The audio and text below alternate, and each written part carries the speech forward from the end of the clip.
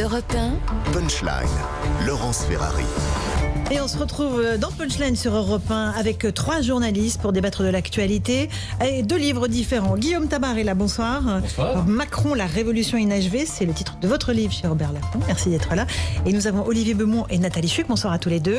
Bonsoir. Chérie, j'ai rétréci la droite. Une enquête que vous avez menée dans les secrets de la relation Macron-Sarkozy, là aussi chez Robert Laffont. Merci à tous les deux d'être là. On va évidemment parler et de Macron et de Nicolas Sarkozy et de la droite. Mais d'abord un petit détour par l'actualité du jour. Éric Zemmour, sa déclaration. Écoutez ce qu'il a dit dans un discours dont on parlera de la forme dans un instant. Mes chers compatriotes, depuis des années, un même sentiment vous étreint, vous oppresse, vous hante. Un sentiment étrange et pénétrant de dépossession. Vous marchez dans les rues de vos villes et vous ne le reconnaissez pas. Vous regardez vos écrans et on vous parle une langue étrange et pour tout dire étrangère. Vous jetez un œil et une oreille aux affiches publicitaires, aux séries télévisées, aux matchs de football, aux films de cinéma, aux spectacles, aux chansons et aux livres scolaires de vos enfants. Vous prenez des métros et vous prenez des trains, vous vous rendez dans des gares et dans des aéroports, vous attendez votre fille ou votre fils à la sortie de l'école, vous accompagnez votre mère aux urgences de l'hôpital, vous faites la queue à la poste ou à l'agence pour l'emploi, vous patientez dans un commissariat ou dans un tribunal et vous avez l'impression de ne plus être dans le pays que vous connaissez. Voilà pour ces déclarations d'Éric Zemmour diffusées sur Internet. Il s'est raté, Guillaume Tabar, ou pas? Sur le fond, sur la forme? Non, je pense qu'au contraire, que pour lui, l'exercice est réussi au sens où il remet sa campagne sur les rails. Il revient dans le match après une séquence qui était passablement compliquée, même qui pour lui était même désastreuse avec les séquences de Marseille ou autres. Il était ballotté par les événements et là, il remet dans le débat politique son thème, son histoire, son récit, sa vision de la France. Alors, cette vision de la France, ensuite, elle peut être débattue, critiquée, etc. Mais en tout cas, il la remet dans le débat. Et même sur la forme, je trouve, et là on vient de réentendre, enfin, c'est très déclamé, ça n'est pas habituel. Et rien que le fait de ne pas être habituel, donc de casser aussi les codes d'un langage politique peut-être un peu trop convenu, ça attire l'attention. Nathalie Chuc, ça le remet au centre du débat ou pas? Ah oui, je suis tout à fait d'accord avec ce que vient de dire Guillaume Tabar. Je me méfie de l'unanimisme des réactions qui vont dans le sens de c'est complètement raté, c'est crépusculaire. Je trouve que c'est extrêmement réussi, alors même que ces derniers jours, sa campagne prenait vraiment une tournure absolument désastreuse. Après, est-ce que ça suffira à le remettre sur les rails complètement? C'est une vraie question. Il faut qu'il réussisse son grand meeting du Zénith, il faut qu'il réussisse son 20h ce soir.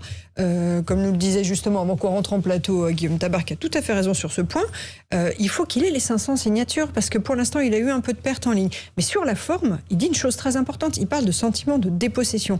Et c'est amusant, parce que dans notre livre, on en parlera, on cite Bruno Roger-Petit, conseiller mémoire d'Emmanuel Macron, qui connaît bien par ailleurs Éric Zemmour, qui parle lui aussi de sentiment de dépossession des Français. Donc je trouve que sur le fond du discours, il tape assez juste. Olivier Beaumont, votre avis? Oui, alors moi je suis un tout petit peu plus nuancé. Effectivement, je pense que sur la forme, c'est réussi parce qu'on a été surpris, on s'y attendait pas. Et rien que ça, en fait, on en parle.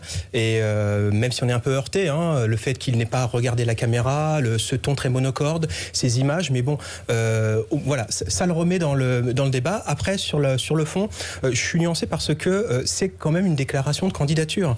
Là, Éric Zemmour, il s'adresse à qui? Il s'adresse à sa base, à son cœur électoral potentiel. Et moi, je m'attendais quand même à ce qu'il envoie quelques signaux d'élargissement quand même, puisque c'est une déclaration, on se présente face à tous les Français, et je pensais qu'il allait envoyer quelques signaux. C'est peut-être ce qu'il va corriger, ou peut-être que dans sa stratégie, effectivement, c'est peut-être ce qu'il va faire dans quelques minutes à l'occasion du 20h de TF1. Guillaume Tabar, là, évidemment, les codes seront un peu différents au 20h de TF1, c'est très très rigide, j'en sais quelque chose. Et puis, il va passer la moitié du temps, à mon avis, à se justifier sur les errements de son voyage à Marseille. Voilà, il y a Marseille, il y a aussi le débat sur les images utilisées sans l'avis des personnes concernées. Donc tout ça, il faudra bien qu'il affronte tout ça. Là où je suis un petit peu en désaccord avec Olivier, c'est que je pense que précisément le fait de rester constant, de ne pas dévier de ligne, même de ne pas faire de concessions, en tout cas dès maintenant, fait partie de sa stratégie. Lui, ce qu'il reproche souvent, et ce que souvent aussi les électeurs reprochent aux politiques, et souvent aux politiques de leur camp, c'est de parler dur, en gros, lorsqu'il s'agit de séduire les militants, et puis de changer de discours lorsqu'ils prétendent élargir. On va voir, ça peut être d'ailleurs un problème pour les candidats LR dès que la primaire sera passée. Lui, il fait le choix, le pari risqué, certes, mais de dire je tiens un discours que l'on peut qualifier de très noir, de très négatif sur la France, mais je tiens ce discours, je n'en changerai pas, je ne ferai pas de concessions. Ça peut lui réussir, ou au contraire ne pas lui réussir, mais je pense, en tout cas ce soir, qu'il restera dans cette tonalité. Oui, alors après, comme on voit quand même que dans les sondages, il y a un tassement et même un petit peu de fléchissement, pas d'effondrement du tout. Mais moi, je pensais que justement, on peut lui être gré de tenir sa ligne, effectivement, d'avoir une colonne vertébrale sur ses convictions. Mais peut-être qu'on est dans ce moment de campagne où il faut mettre la seconde, c'est le cas de le dire, et où là, il aura pu, effectivement, je pense, envoyer d'autres signaux et parler à d'autres Français plutôt que de rester dans cette base qui, aujourd'hui, va peut-être commencer aussi à voilà, plus les semaines vont avancer, plus on va commencer à rentrer dans le dur de la campagne, des choix, pas encore décisifs pour les Français, mais quand même pour qui je vais avoir envie de voter. On voit que Marine Le Pen, elle est loin d'être enterrée, d'être morte. Il y a même un petit peu de regain en ce moment dans sa campagne. On le voit dans ses propos, dans ses prises de position. Donc voilà, moi je pense qu'il y aurait pu y avoir un peu plus d'élargissement. Nathalie Chuc, est-ce que c'est l'anti-Sarkozy ce qu'il a fait aujourd'hui, cette déclaration de candidature? Est-ce qu'il prend le contre-pied total de ce qu'a fait l'ancien président à l'époque?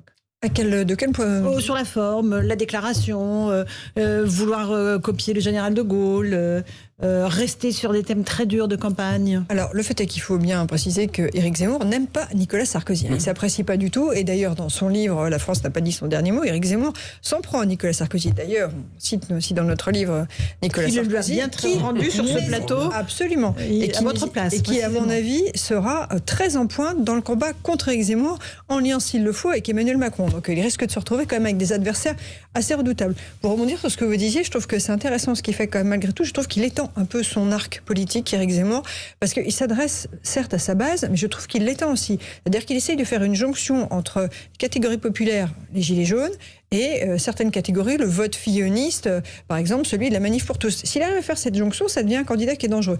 Il va falloir maintenant qu'il montre qu'il est capable d'incarner la fonction présidentielle. Le doigt d'honneur à Marseille, catastrophique. Voilà. Vous faisiez le lien avec Nicolas Sarkozy. Ses équipes disaient, après tout, Nicolas Sarkozy a bien eu son Castopov-con, sauf que ça a été désastreux pour lui, on le sait. Il était déjà président, donc il avait déjà franchi Mais pour reprendre le parallèle, la question que vous posiez avec Nicolas Sarkozy, je trouve malgré tout qu'il y a quelques similitudes. Notamment dans ce... Il y avait un souffle quand même dans ce que disait Nicolas Sarkozy, un optimisme quand même qu'on ne retrouve pas là. Il y a effectivement la question de l'optimisme et la question de la vision très noire des choses. Mais quand même, Éric Zemmour, il y a eu cette longue tirade, on n'ose pas dire cette longue anaphore parce que ça n'en est pas une, mais en tout cas, c'est un autre président. Cette longue énumération de visages qui incarnent la France. Il commence par Jeanne d'Arc, il va jusqu'à Claude Sautet, en passant par Clémenceau, Napoléon, Victor Hugo, les acteurs populaires. Dans ses discours, notamment les discours qui lui avaient été rédigés par Henri Guénaud, Nicolas Sarkozy aimait aussi parcourir cette histoire de France en faisant résonner ces grands noms de droite ou grands noms de gauche. On se souvient que Nicolas Sarkozy aimait aussi citer Jaurès pour bien montrer qu'il n'était pas enfermé de son camp. Il nous a pas fait le long manteau d'église. Il a fait le long manteau d'église, oui, mais... Nathalie Chuc, un mot là-dessus? Oui, tout à fait. Je me trouvais qu'il manquait précisément cette phrase de Nicolas Sarkozy. Le manteau de cathédrale. De cathédrale. Le manteau de cathédrale, voilà. Et la France éternelle, etc. Mais il y avait ces accents-là, c'est-à-dire qu'on retrouvait dans le discours d'Éric Zemmour, effectivement, je suis d'accord avec vous, des propos que non seulement Henri Guénaud pouvait mettre dans les discours de Nicolas Sarkozy, mais Patrick Buisson aussi, qui lui disait de s'ancrer vraiment dans cette France éternelle. Donc il essaie de faire ça, mais avec une version un peu crépusculaire de la France éternelle. Et au milieu de tout ça, il y a les militants LR qui vont dès demain désigner leur candidat ou leur candidate. On fait une petite pause. On en débat dans un instant dans Punchline. À tout de suite.